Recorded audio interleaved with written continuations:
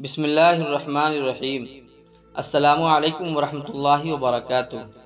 محترم ناظرین، میرے پیارے بھائیوں اور دوستو، اللہ آپ کو اپنے حفظ و امان میں رکھے۔ آج ہماری قوم کو کیا ہو گیا؟ ہم کہاں جا رہے ہیں؟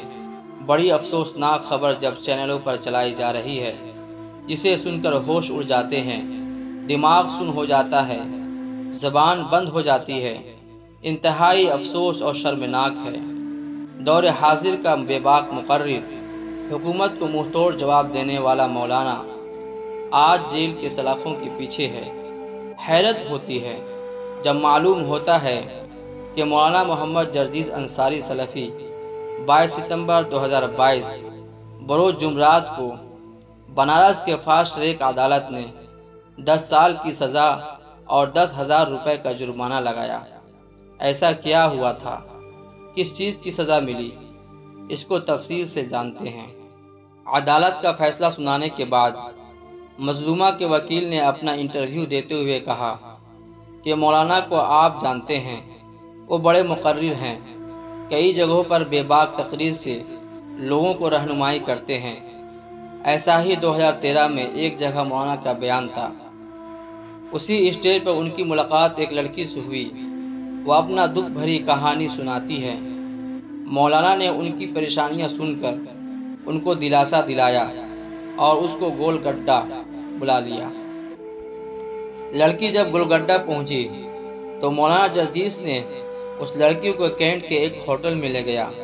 ہوٹل میں لے جانے کے بعد لڑکی کے ساتھ آبروریزی اور بلاత్కాر کیا، اور ساتھ ہی ساتھ مولانا نے ویڈیو بھی بنائی۔ لڑکی نے اعتراض کیا تو انہوں نے کہا، تم خاموش رہو، میں تم سے شادی کر لوں گا۔ تقریباً 2 سال تک شادی کا دلاسا دیتے ہوئے لڑکی کے ساتھ عزت لوٹتے رہے۔ جب مولانا نے 2 سال بعد بھی لڑکی سے شادی نہیں کیا تو لڑکی نے 17 جنوری 2016 کو زید پورہ تھانے میں جا کر FIR درج کرائی۔ 29 جنوری 2016 کو لڑکی کے بیان کے بعد چارج شیٹ آ گئی۔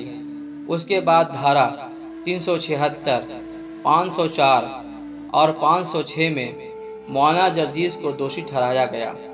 گواہی شروع ہوئی، بیان ہوا، کیس چلا اور مکمل طور پر مولانا کو مجرم قرار دیا گیا۔ 2016 میں لڑکی نے FIR درج کرائی تھی۔ اب 2022 میں بنارس کے فاسٹ ٹریک عدالت نے مولانا کو 10 سال کی سزا اور 10,000 روپے جرمانہ لگایا۔ 22 تاریخ کو فیصلہ آتے ہی مولانا کو جیل میں ڈال دیا گیا۔ مظلومہ کا بیان ہے، مولانا نے راضی نامہ کے لیے دھمکی بھی دی تھی۔ فی الحال مولانا جیل جا چکے ہیں، لیکن ابھی بھی مولانا کے پاس موقع ہے، وہ اپنے مقدمہ کو لے کر آگے بڑھ سکتے ہیں۔ یہ تھی ان کے جیل جانے کی مکمل تفسیر اور ڈیٹیل۔ اس طرح کی حرکت واقعی مولانا اور دین کے رہنما کرنے لگے تو ہماری بہنیں کہاں جائیں گی؟